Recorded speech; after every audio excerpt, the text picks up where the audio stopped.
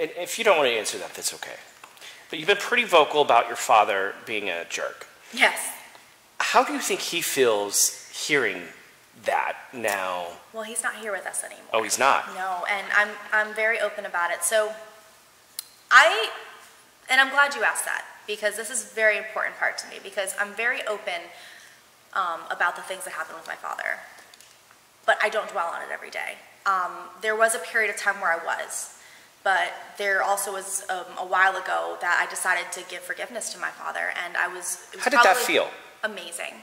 It probably was one of the only, I wish I would have done it sooner. Yeah. It probably was one of the only times I ever got to speak to him, because it literally went from an abusive relationship to being completely estranged. I didn't even know who my father was. And one of the only times I got to actually really speak to him and make amends with him was when I found a way to reach out to him to let him know that I forgave him for the things that he did. And I just felt this like sense of release. And that was the first sense of release that I had ever gotten in my relationship with him. And he passed away actually about a month before I was about to leave for my blind audition.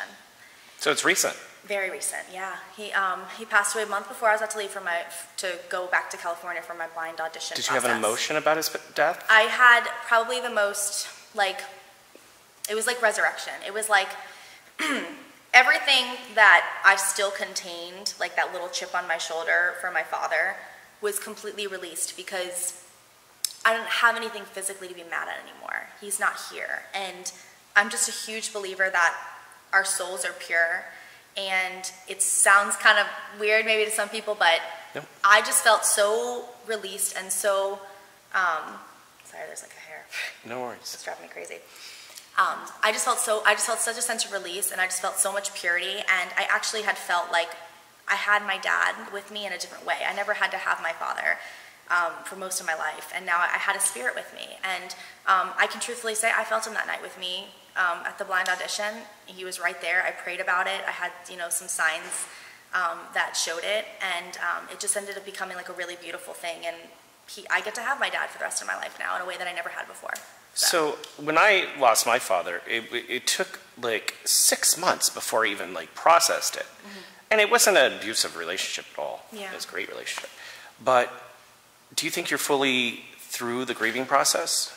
I think so, because you've already been separated. Yeah, I really, it sounds weird, physically I didn't have someone to grieve over.